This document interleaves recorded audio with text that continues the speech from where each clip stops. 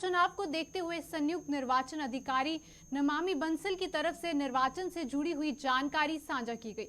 चुनाव को देखते हुए संयुक्त निर्वाचन अधिकारी नमामि बंसल ने कहा कि प्रत्याशियों के नामांकन को लेकर पूरी तैयारी कर ली गई है, जिसमें कि ऑनलाइन और ऑफलाइन दोनों ही माध्यम से नामांकन होगा। इसके साथ ही प्रत्याशियों को भी नामांकन को लेकर निर्वाचन की गाइडलाइन का पालन करना होगा। संयुक्त निर्वाचन अधिकारी ने कहा कि बीते रोज प्रदेश में 94,000 स्थानों से प्रचार सामग्री हटाई गई है, जो कि निर्वाचन के नियमों का उल्लंघन कर रहे थे।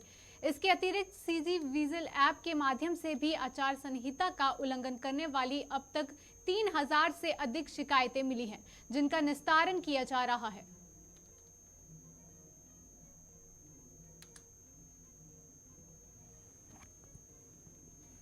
सभी आरओ मुख्यालय पर, यानी कि जो हमारी 5 संसदीय निर्वाचन क्षेत्र हैं, उनमें मुख्यालय पर नामांकन हेतु पहले ही पब्लिक नोटिस 10 बजे से पूर्व चस्पा कर दिया जाएगा और उसके बाद 11 से लेकर 3 बजे तक नामांकन की प्रक्रिया प्रतिदिन 27 तारीख तक चलेगी, एक्सेप्ट ऑफ पब्लिक हॉलीडेज, यानी कि जो बीच में एक अवकाश है होली का, उसको छोड़कर।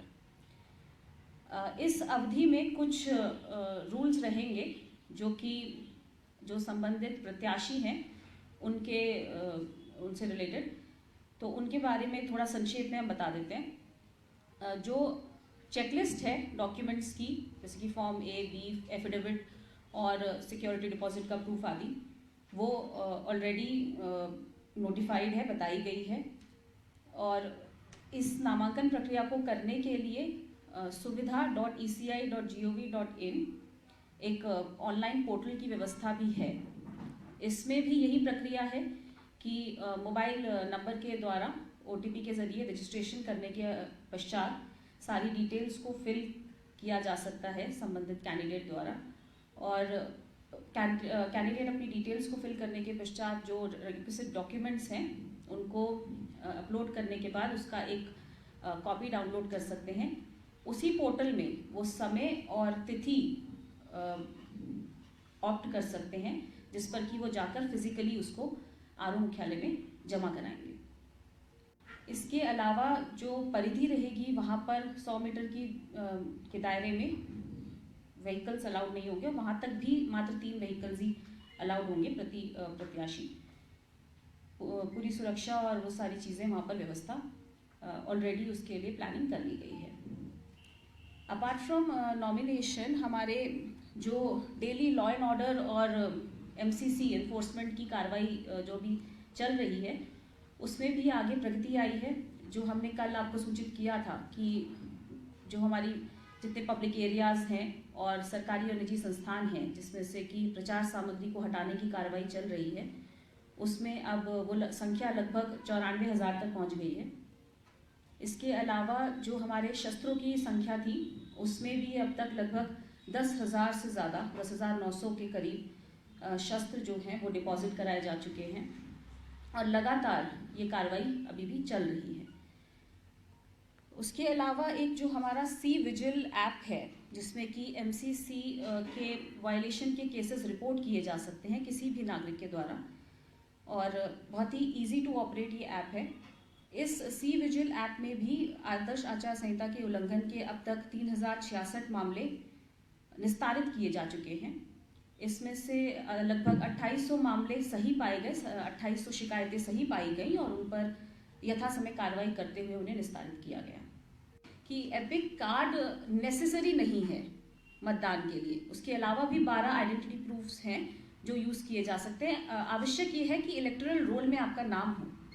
जो टीनेजर होते हैं ना, उनको थोड़ा उत्साह होता है कि उनके पास बिल्कुल, ये I agree and we are making sure, हम लोग पूरा प्रयास कर रहे हैं कि ये उन तक पहुंच जाएंगे ससमय। इसमें अधिकतर तो यही थी प्रचार सामग्री के संबंध में, लगभग 2,200 कुछ हमारी शिकायतें उसी प्रकार की थी, और अन्य 650 के आसपास ये करीब 20 हेड्स हैं इसमें कि किस किस तरह की शिकायतें हो सकती हैं, कैंपेनिंग से संबंधित, प्रचार सामग्री से संबंधित, उसके अलावा विभिन्न प्रकार की शिकायतें हैं।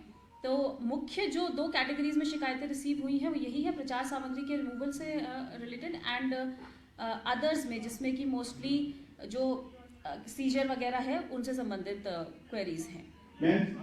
नहीं, वेरी गुड क्वेरी। आपने बहुत ही जन सामान्य की एक जो बहुत आम समस्या है उसको आपने। भगवान बद्री विशाल के कपाट खुलने की तिथि तय हो गई है। वहीं 12 मई को जो है भगवान बद्री विशाल के कपाट खुलेंगे। बद्रीनाथ की यात्रा के लिए प्रशासन ने तैयारियां शुरू कर दी हैं।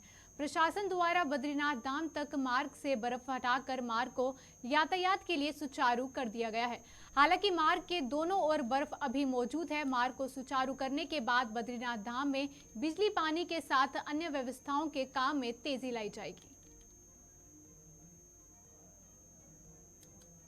लोकसभा चुनाव की गहमागहमी के बीच उत्तराखंड में एक बार फिर जो है नोटिस पर सियासत गर्मा गई है। वहीं पौड़ी लोकसभा सीट से कांग्रेस उम्मीदवार गणेश गोदियाल को इनकम टैक्स विभाग ने एक साथ 3 नोटिस भेजे हैं, जिसे लेकर सवाल उठने लगे हैं। वहीं गणेश गोदियाल ने इसे डराने की साजिश बताया है।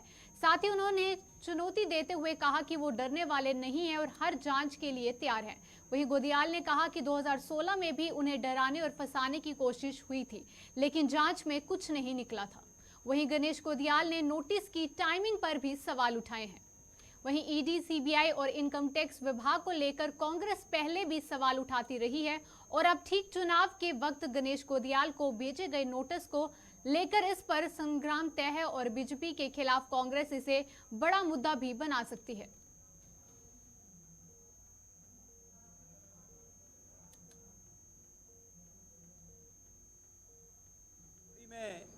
गढ़वाल लोकसभा क्षेत्र में जब आसन्न हार को सामने देख रही है तो उसके बाद उन्होंने मुझे तमाम जो केंद्र की एजेंसियां हैं उसमें उलझाने का काम किया, जिसके तहत मुझे कल के दिनांक यानी कि 19 मार्च की दिन समन्स प्राप्त हुए हैं। मुझे, मेरी पत्नी को और फर्म को 3 समन्स प्राप्त हुए हैं, जिसमें मुझे 22 तारीख को हाजिर रहने के लिए कहा गया है। ये चुनाव में आसन हार को देखते हुए भारतीय जनता पार्टी की बौखलाहट को दर्शाता है और मैं मानता हूं कि केंद्र की सरकार मुझे जीतने नहीं देने के लिए पूरा प्रयास करेगी और गढ़वाल की जनता मुझे हारने नहीं देगी, मेरा ऐसा विश्वास है। उत्तराखंड में लोकसभा चुनाव की गहमागहमी के बीच उत्तराखंड में एक बार फिर नोटिस पर सियासत गर्मा गई है। वहीं पौड़ी लोकसभा सीट से कांग्रेस उम्मीदवार गणेश गोदियाल को इनकम टैक्स विभाग ने एक साथ 3 नोटिस भेजे हैं, जिसे लेकर सवाल उठने लगे हैं। वहीं गणेश गोदियाल ने इसे भाजपा के द्वारा डराने की साजिश बताया है। वहीं भाजपा के प्रदेश प्रवक्ता सुरेश जोशी ने कहा है कि ये मामला महाराष्ट्र का है और उस समय का है जब कांग्रेस की वहां पर सरकार थी। वहीं जांच एजेंसियों ने अपनी कार्रवाई लगातार करती रहती हैं और इनका लोकसभा चुनाव से दूर दूर तक कोई नाता नहीं है। देखिए, पहली बात तो मैं ये आपको बताऊं कि ये जितने भी प्रकरण हैं, जिन प्रकरणों पर उन पर कानूनी कार्रवाई हो रही है, ये उस समय के प्रकरण है जिस समय उनकी ही सरकार महाराष्ट्र में चल रही थी और उस समय जो है वही सरकार के वहां पर मुखिया थे, यानी कांग्रेस पार्टी के समय के वो सारे प्रकरण हैं। तो अब कोई भी जब प्रकरण चलता है तो वो तो जब तक उसका निस्तारण नहीं होगा वो चलता रहेगा। तो उसका मैं कह रहा हूं कि लोकसभा चुनाव से हमारा मानना है कोई दूर दूर तक का नाता रिश्ता है, क्योंकि वो एक कानूनी प्रक्रिया है। और अगर कोई ये सोचता है कि भाई कानूनी प्रक्रिया को भी जो भारत के संविधान में प्रदत्त है उसको नहीं मानता है, उसको भी मतलब एक मैं कह सकता हूं कि हल्की राजनीति करने के लिए उसका प्रयोग करना चाहता है, तो इसको न तो जनता कभी एक्सेप्ट करती है और न ऐसी प्रक्रिया संविधान एक्सेप्ट करता है। इसलिए संवैधानिक काम है, वो होने देना चाहिए। चुनाव अपनी जगह है, वो अपनी जगह है और वो सारे के सारे प्रकरण कांग्रेस की जिसमें वहां सरकार। लोकसभा चुनाव के दृष्टिगत भाजपा ने देवभूमि उत्तराखंड में स्टार वॉर को लेकर कसरत शुरू कर दी है।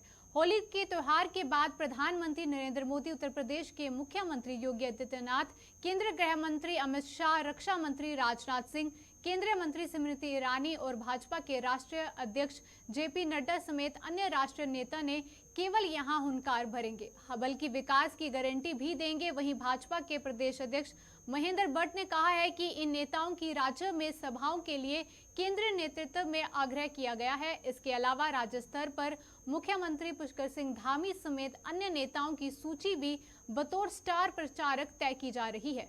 उन्होंने बताया कि प्रधानमंत्री नरेंद्र मोदी का उत्तराखंड से विशेष लगाव है और राज्य में उनकी लोकप्रियता को देखते हुए प्रदेश भाजपा चाहती है कि लोकसभा चुनावों में उनके अधिक से अधिक कार्यक्रम करवाए जाएं।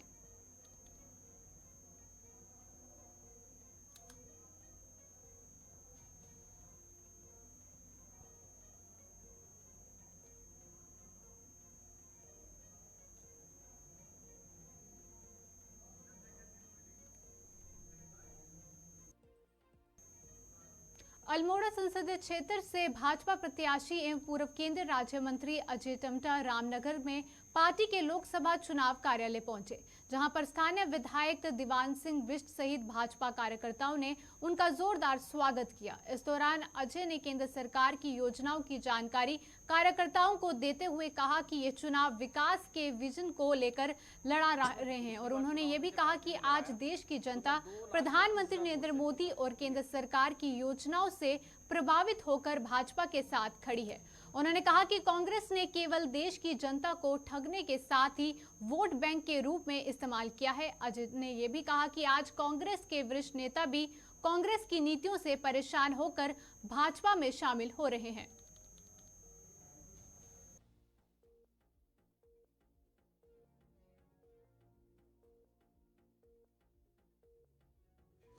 दूसरी बार चुनाव में जब पार्टी ने लड़ाया तो मैं 2,32,000 वोट से जीता। तो ये एंटी इनकम्बेंसी है या क्या प्लस है? और अब के बारे में आपको गारंटी के साथ कर रहा हूँ कि हम अल्मोड़ा संसदीय क्षेत्र को 5 लाख वोटों से जीतेंगे। सब एंटी इनकम्बेंसी कुछ नहीं लगती आपको? नहीं, एंटी मैं आपको बता रहा हूँ कि आप अगर कहोगे मेरे को, पिछले 5 साल पहले भी लोगों ने यही कहा कि आप 5 साल से सांसद हैं, एंटी इनकम्बेंसी हो सकती है। तो मैंने उनको जवाब दिया था, मैं इस बार 1 लाख वोट से 96,000 वोट से जीता हूँ। और अब उसके बाद मैंने उनसे कहा था कि मैं 2.5 लाख वोट से जीतूंगा और वही हुआ कि हम 2,32,000 वोट से जीते। और मैं आपको कह रहा हूँ कि इस बार हम 2019 में 2,32,000 से जीते, इस बार हम 5 लाख वोट से जीतेंगे। तो इसलिए ये एंटी इनकम्बेंसी नहीं है, ये प्लस हो रहा है। ये सिर्फ प्लस अगर इसलिए हो रहा है, वो नरेंद्र भाई मोदी जी की योजनाओं का प्लस है। गरीब आम जनमानस को जो वर्षों से बाढ़ जो हो रहा था, जिसको लगता था बिजली कब आएगी, पानी कब आएगा, मुझे छत कब मिलेगी, मुझे राशन कब मिलेगा, मुझे किसान सम्मान कब मिलेगा, मुझे आयुष्मान का लाभ दे करके मेरे को जीवन कैसे बचेगा, ऐसी सारी योजनाओं का लाभ हर एक कार्यकर्ता ले रहा है। जो उसकी मूलभूत सुविधाएं उनका समाधान हुआ है, गांव-गांव तक सड़कें पहुंची है, हमारे रेल मार्ग चौड़े, हमारे रेल मार्ग बड़े हैं। हमने भोजीपुरा, पीलीभीत, टनकपुर को पहली बार अल्मोड़ा संसदीय क्षेत्र रेलवे कनेक्टिंग हुआ। पहली बार अच्छी सड़कों का ऑल वेदर रोड टनकपुर से लेकर अगर आप आदि कैलाश तक भी जाएंगे और लिपू लेक दर्रे तक, चाइना के बॉर्डर तक भी जाएंगे तो आपको ऑल वेदर रोड का आनंद आएगा। डबल लेन की सड़कें मिलेंगी। हमारे जो रेल नेटवर्क है वो आने वाले समय के दिन हम और बढ़ाने वाले हैं। पहली बार एयर कनेक्टिविटी हुई है। मैं कल पिथौरागढ़ से कार्यक्रम करा करके देहरादून मीटिंग में गया हूँ और वापस मैं इस रास्ते से आ रहा हूँ क्योंकि मुझे सल्ट जाना है। तो पहली बार एयर कनेक्टिविटी हुई है। तो मैं समझता हूँ कि जितनी सुविधाएँ हमने दी हैं, इन सभी सुविधाओं का लाभ आम जनमानस के अल्मोड़ा, पिथौरागढ़, बागेश्वर, चंपावत के संसदीय क्षेत्र को मिला है। मेरा ये लगता हुआ रामनगर, जो कि मेरे ही लोकसभा से लगा हुआ है और पौड़ी लोकसभा का ये क्षेत्र है, यहाँ पर भी जो हमारी कनेक्टिविटी है, हम पिछले दिनों हमने यहाँ पर पुल में जो एलिफेंट के लिए उसमें कम था हाइट, उसको हमने दोबारा से रिवाइज एस्टिमेट बना करके उसको शासन से नितिन गडकरी जी ने पास किया है, नरेंद्र भाई मोदी जी के मार्गदर्शन में। वो भी हमारा काम हो रहा है। हम रामनगर से रानीखेत को डबल लेन सड़क देने वाले हैं और मैं अपने संसदीय क्षेत्र के अंदर मैंने पहले ही कह दिया है कि हम सभी सड़कों को डबल लेन करने वाले हैं। सर, 10 सालों का आपका कार्यकाल भी हो चुका है और आज तक रामनगर और रानीखेत की सड़क की बात करें, अंग्रेजों के टाइम की यह सड़क है सर, आज तक जो कि तो स्थिति इसकी। मैंने आपको बोल दिया ना कि इसका एस्टिमेट बना हुआ था। हम इसको सैद्धांतिक स्वीकृति हमने NH के लिए किया है। इसकी विधिवत स्वीकृति में कठिनाई आ रही थी, वो विधिवत स्वीकृति का भी हमने लक्ष्य पूरा कर दिया है। कांग्रेस प्रत्याशी जोत सिंह गुनसोला ने अपने चुनाव प्रचार को गति दी है। वहीं मसूरी के कांग्रेस भवन में कांग्रेस प्रत्याशी द्वारा कार्यकर्ताओं के साथ बैठक की गई और कार्यकर्ताओं से बूथ स्तर को मजबूत बनाने का आह्वान किया गया। इसके साथ साथ उन्होंने कार्यकर्ताओं को घर घर जाकर कांग्रेस के समर्थन में मतदान करने की अपील की बात कही है। बैठक के बाद कांग्रेस प्रत्याशी ने मसूरी में जनसंपर्क अभियान भी चलाया और लोगों से कांग्रेस को वोट देने की अपील की है। इस दौरान ज्योति सिंह गुंसोला ने भाजपा सरकार पर भी जमकर निशाना साधा। कांग्रेस कार्यकर्ताओं का, इंडिया अलायंस के साथियों का, जनता का, पत्रकारों का अथाह प्रेम नौजवानों से लेकर महिलाओं तक का मिल रहा है। मैं इस चुनाव को जो हूँ बड़ी सादगी से लड़ रहा हूँ। ये चुनाव प्रजा और राजा के बीच में है। प्रजा चारों तरफ फैल चुकी है, वो स्वतः स्फूर्त हो रही है, चाहे कांग्रेस के साथी हों, चाहे कॉमरेड साथी हों, लेफ्ट राइट सबके साथी हों, वो सब लामबंद होकर जो है इस टिहरी लोकसभा की लोकसभा में बढ़ चढ़कर काम कर रहे हैं। इसका अंजाम मैं चंबा गया था, नई टिहरी गया था, कार्यकर्ताओं में बहुत अति उत्साह और उल्लास है। जो जन जन तक जाकर जो है इसको परिवर्तन की लहर में डालेंगे, वही उत्साह जो है इस मसूरी में भी दिखाई दे रहा है। मैं आज मसूरी में आया था तो मैं सबसे पहले तो मैंने श्रद्धा सुमन अर्पित किए उन शहादतों को, उन आंदोलनकारी शहीदों को जिनकी वजह से हम आज यहाँ खड़े हैं। राज्य बना उनकी वजह से, हम उनको शहादत और आंदोलनकारियों को तो मैं नमन करता हूँ। इसके लिए मैं बाद में अलग से बात करूंगा। बहुत सारे बड़े नुकसान होता है लेकिन उसकी भी भरपाई जनता करेगी, क्योंकि जनता की अदालत है, उनके और मेरे जाने से आने से नहीं होने का। जनता इस समय बहुत विमुख हो चुकी है। जनता सवाल पूछने लग गई है कि इस महंगाई का जवाबदार जिम्मेदार कौन है। ये जो रोजगार और बेरोजगारी की बात की जा रही है, नौजवान खाली घूम रहा है, इसका जवाबदार कौन है? सरकार है ना, डबल इंजन की सरकार है, कौन जवाब देगा? खाली मन की बात करने से थोड़ी हो जाता है कि आप खाली मन की बात करेंगे। अरे उन सवालों को देखिए, उनका जवाब दीजिए, निस्तारण कीजिए। अंकिता भंडारी का जो है उस बेचारी का न्याय, परिवार को न्याय नहीं मिल रहा है, महिलाओं के साथ अत्याचार हो रहा है, नौजवान बेरोजगार है। अब इसके सवाल को जवाब कांग्रेस तो नहीं देगी, जनता भी नहीं देगी, लेकिन देगी कौन? जो सत्ता में बैठे हुए लोग हैं, उनको जवाब देना पड़ेगा। और आज हम सब जनता की अदालत में जा रहे हैं। विधायक जी, आजकल ठीक है, जन भावनाएं हैं, लोग डाल रहे हैं, किसी की भावना है कि राजा प्रजा की जो है। हरिद्वार विकास प्राधिकरण ने अवैध निर्माणों पर कार्रवाई करते हुए 3 बड़े निर्माणों को सील कर दिया है। इससे पूर्व नोटिस की कार्रवाई की गई थी, लेकिन बिना नक्शा पास कराए निर्माण धड़ल्ले से जारी था, जिस पर कि प्राधिकरण के वीसी अंकुश सिंह के निर्देश पर रुड़की में इन तीनों निर्माणों को सील कर दिया गया है। वहीं एचआरडीए के इस कार्रवाई से अवैध निर्माण करने वालों में हड़कंप मचा हुआ है। जानकारी के अनुसार रुड़की मालवीय चौक में बेसमेंट के साथ साथ अन्य अवैध निर्माण किया जा रहा था। इसके साथ ही इब्राहिमपुर और रामनगर जेल के पास भी अवैध निर्माण जारी था। ये निर्माण करवाने वालों को नोटिस देकर नक्शा पास कराने को कहा गया था, लेकिन उन्होंने कोई कार्रवाई नहीं की, जिसके बाद एचआरडीए की टीम ने तीनों अवैध निर्माणों को सील कर दिया है। अंकुश सिंह ने आमजन से भी अपील की है कि वो एचआरडीए से नक्शा पास कराकर ही निर्माण करवाएं।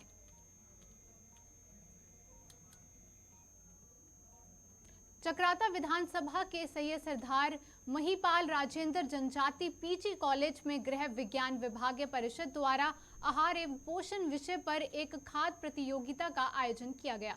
इस प्रतियोगिता में गृह विज्ञान विभाग की सभी छात्राओं ने बढ़ चढ़कर भाग लेते हुए अपनी कला का प्रदर्शन किया। वहीं विभागीय अध्यक्ष डॉक्टर पूजा सैलानी ने बताया कि प्रतियोगिता का उद्देश्य छात्र छात्राओं में सही पोषण की जानकारी देना है और इस प्रतियोगिता में पहला स्थान आस्था, दूसरा स्थान सोनिया एवं प्रियंका और तीसरा स्थान काजल ने हासिल किया।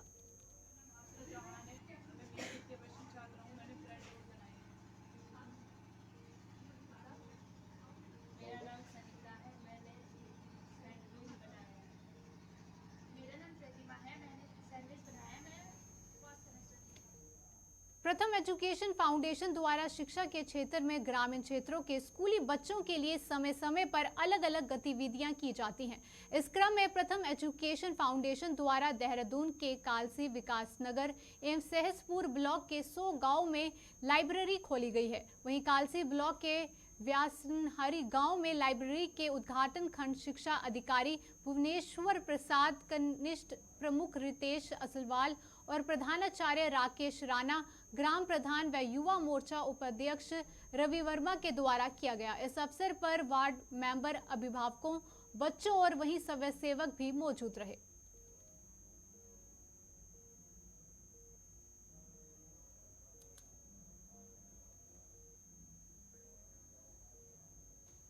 कि बच्चे खुद से स्वयं से पढ़े बच्चे और अपना एक समूह में ग्रुप स्टडी करें और एक जो हैबिट होती है पढ़ने की, पहले तो ये होता था कि नॉर्मली स्कूल में पढ़ाई होती थी, बट अब एक ग्रुप स्टडी के साथ साथ सेल्फ स्टडी भी यहाँ पे कर सके हो, ये हमारा मकसद है यहाँ पे। और गांव में एक पढ़ता हुआ माहौल बने, ये मकसद। कितने समय से चल रहा है आप लोगों का? हमारा यहाँ पे वैसे तो टाइम हो गया, बट यहाँ पे विकास नगर ब्लॉक पे यहाँ पे पिछले 5 साल से हमारा काम चल रहा है। कालसी ब्लॉक में और हम लोग स्कूल में भी हम लोग क्लास करते हैं। ऐसे बच्चे जो बच्चे थोड़ा पढ़ने में कमज़ोर होते हैं, उन बच्चों के साथ हम क्लास करते हैं।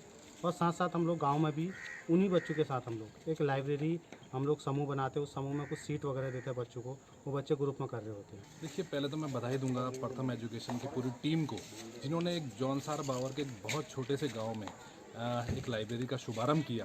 और एक जो इनका कॉन्सेप्ट है शिक्षा के प्रति, छोटे छोटे बच्चों को कैसे एक्टिव रखा जाए, उस पर इन्होंने यहाँ पर एक लाइब्रेरी खोली, जिसका एक अनुभव भी उन्होंने साझा करा। उसमें परिवार का योगदान, उसमें बच्चों का योगदान, बच्चे जो बुक्स उसमें पढ़ते हैं उसको उन्होंने बाकायदा डिस्प्ले भी किया। तो इनकी क्रिएटिविटी से लगता है कि निश्चित तौर पर जो आपकी जो प्रथम एजुकेशन है उनके द्वारा जो ये कार्य कराया जा रहा है बहुत ही सराहनीय कार्य है।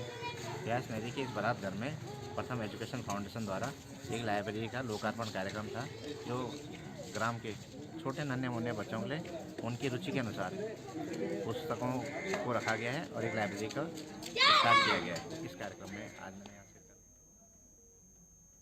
ढोलक के बिना जहां नाच गाना मुमकिन नहीं है, वहीं ढोलक के बिना लोकगीतों का कल्पना भी नहीं की जा सकती है। लोकगीत हो या फिर शादी विवाह के समारोह हो, वहीं खुशी की महफिल हो या फिर होली का जश्न, ढोलक के बिना हर जश्न का रंग फीका ही रहता है।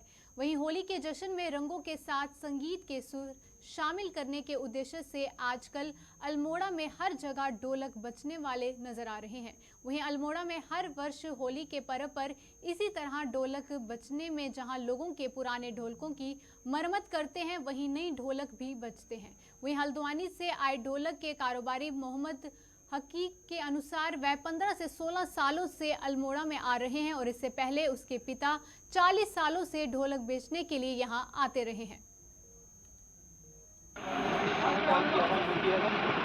फिर पिताजी लोग आते थे इधर ढोलक बेचने के लिए। पिताजी लोग कितने सालों से आते हैं यहाँ? वो तो करीबन 90 से हो गए, उन्हें 35-40 साल।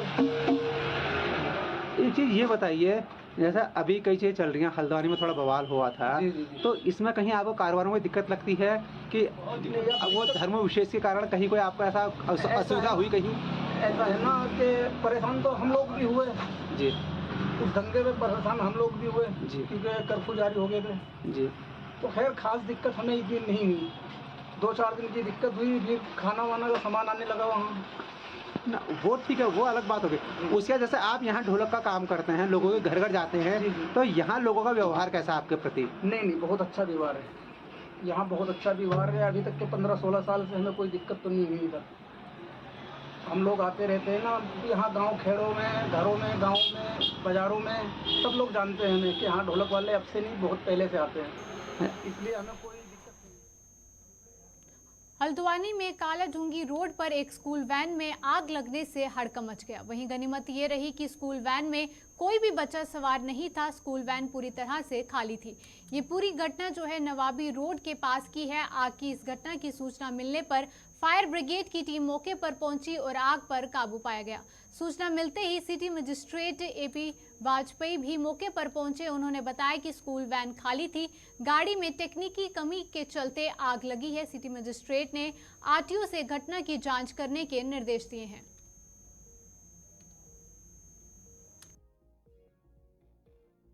जनपद के बटवाड़ी ब्लॉक के अंतर्गत ही सिलियान जसपुर मोटर मार्ग में सड़क निर्माण के कारण सिलियाना गांव मेबड़ा में भू गसाव हो रहा है। वहीं इस भू गसाव से सिलियान गांव को लगातार खतरा बना हुआ है। वहीं सिलियान गांव के ग्रामीणों का कहना है कि पिछले 15 से 20 दिनों से सड़क कटिंग के कारण गांव के नीचे बड़ा ही भूगसाव हो रहा है, जिसके कारण लगभग 20 से 30 पेड़ टूट चुके हैं और इसे सिलियान गांव के 3-4 मकानों में दरारें भी पड़ गई हैं। वहीं ग्रामीणों का यह भी कहना है कि कई बार लोक निर्माण विभाग के अधिकारियों को इसके बारे में सूचना दी गई है, लेकिन अधिकारी इस पर कोई ध्यान नहीं दे रहे हैं।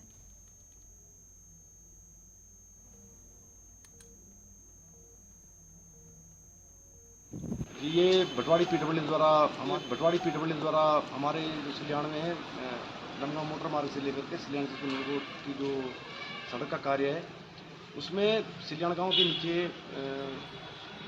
जो सड़क कटिंग चली थी उसके कारण जो है कुछ लूज टाइप की ज़मीन है, जिसमें जो है वो पूरा ऊपर गांव को खतरा हो गया। काफ़ी मात्रा में ऊपर से स्लाइडिंग हो रही है और काफ़ी पेड़ भी कम से कम 20 से 30 पेड़ हरे पेड़ जो है वो गिर के नीचे आ गए हैं और काफ़ी जो है वहाँ पे कुछ खेत भी दब गए हैं और ऊपर 2-3 मकानों को बहुत खतरा है। और इस संबंध में हमने आज जिलाधिकारी महोदय को चिट्ठी दी है। जिलाधिकारी महोदय ने विभाग को चिट्ठी दी है, जबकि विभागीय अधिकारियों को सबको पता है, लेकिन फिर भी उस पर जो पता नहीं कि उस पर काफ़ी उत्तराखंड के इस खास बुलेटिन में बस इतना ही। दीजिए इजाजत, नमस्कार।